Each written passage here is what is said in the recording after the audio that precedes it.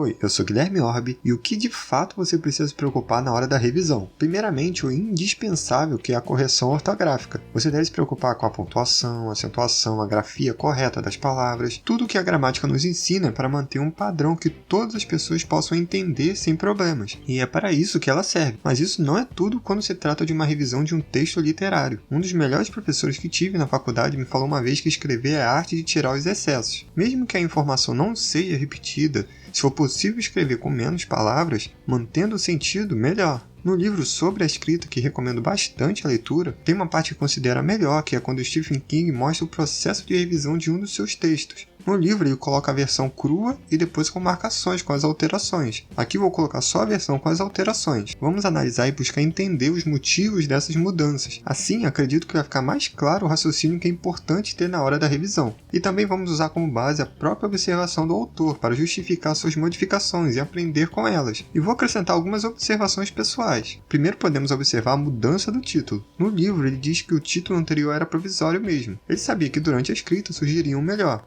E o motivo para ele escolher esse título, 1408, é que a soma dele dá 13, que não é um andar muito usado nos prédios antigos. E quanto a títulos, posso acrescentar que nem sempre a primeira ideia é a melhor, e às vezes pode demorar para parecer uma boa. Então não precisa ter pressa, ao longo da história pode surgir um muito bom, então não se apegue tanto à primeira ideia. Na marcação 2, temos a mudança do nome de um dos personagens. Ele justifica que ficaria muito longo, e com apenas a substituição do nome fez ele reduzir 15 linhas do livro todo. Nomes grandes podem ser difíceis de pronunciar e de gravar, então mantenha um nome grande apenas se realmente for necessário e o nome for muito bom. Na marcação 3 ele repete que estava pensando demais pelo leitor, e isso é importante destacar. O leitor gosta de chegar nas suas próprias conclusões. Não tire isso dele. Muitas das informações desnecessárias que me referia antes está ligada a isso. Às vezes tentamos explicar muito, achando que o leitor não vai entender a intenção por trás da fala do personagem ou na ação dele. Deixe o leitor tirar suas próprias conclusões. Na marcação 4 ele define como muita direção de palco, muito direcionamento desnecessário.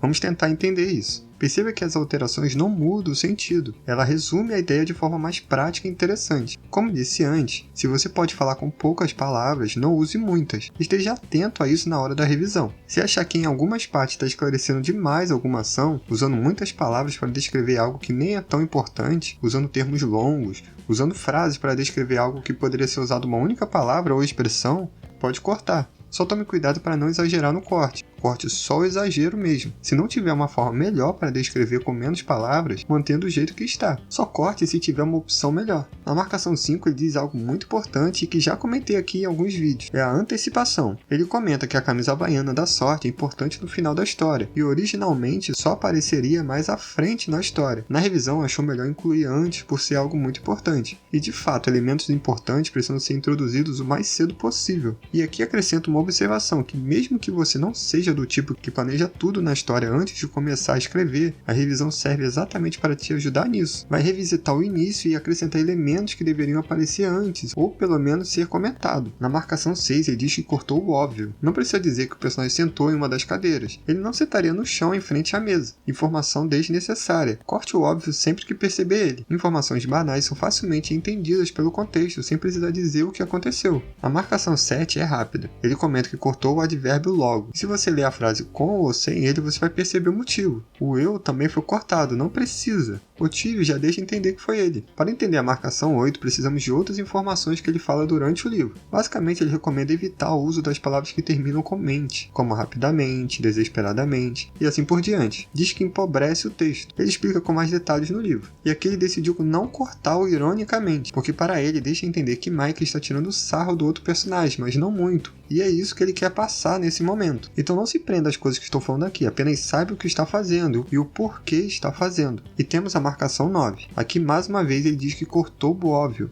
E também repete as informações. Basicamente, se você ler uma parte do texto e perceber que sem essa parte o texto não perde o sentido ou nenhuma informação importante, significa que provavelmente essa parte pode ser cortada. E esse livro sobre a escrita é de longe o mais recomendado para escritores. Tem informações bem úteis e ele é bem direto. Só que na primeira metade do livro ele fala sobre como chegou ao ponto que está, a sua jornada até virar escritor. Mas na segunda metade o conteúdo é muito bom. Essa parte que falei nesse vídeo realmente considero a melhor parte do livro, mas tem outras partes muito boas também. Caso queira comprar, vou deixar meu link de afiliado na Amazon na descrição e no comentário fixado. Comprando por ele, você ajuda o canal sem pagar nada a mais por isso, e eu vou ficar muito feliz. E eu lembro quando eu escrevi meu primeiro livro, a coordenadora do curso de letras revisou meu livro de graça, e ficou mais de 1 hora explicando as alterações. Foi uma verdadeira aula sobre a escrita. Eu pensei em acrescentar aqui para analisar, mas o raciocínio é o mesmo. Estou falando para reforçar que as coisas que o Stephen King diz no seu livro, e as coisas que comentei acrescentando, pode se aplicar em qualquer tipo de livro. E obviamente precisa se preocupar com a parte gramatical, é uma questão obrigatória. E se você não domina essa parte, é importante buscar alguém que saiba. Caso não possa contratar um revisor profissional, peça para alguém de confiança que seja estudioso ler seu livro. Provavelmente vai te ajudar a ajustar alguns detalhes, mas o ideal é contratar um profissional. E tem a opção de usar revisores online. Tem alguns muito bons, como o Linguagetu, até mesmo o corretor do Word. E existem outros, mas essas ferramentas não vão fazer tudo. Uma revisão profissional sempre vai ser necessária, caso queira um resultado profissional. Sem contar que essas ferramentas só vão corrigir os erros ortográficos. Tudo que foi citado aqui no vídeo quanto ao sentido, repetição de informações, ou ajuste no geral precisam ser feitas primeiramente pelo autor. Caso suas dúvidas sejam sobre que a história está envolvente, está transmitindo as emoções, essas coisas mais subjetivas, já tem vários vídeos aqui no canal falando sobre como fazer isso, e vou postar muitos outros sobre o assunto. Por ser subjetivo e amplo, é algo que não dá para abordar apenas em um vídeo, e sabendo como fazer, você vai saber como identificar. Uma outra forma de perceber isso é na hora da escrita. Se você sentiu algo durante a escrita, uma emoção, uma empolgação, provavelmente o leitor também vai sentir algo quando lê. Não dá para afirmar que sim, mas indica que está no bom caminho. E não se preocupe se tiver dificuldade para fazer isso.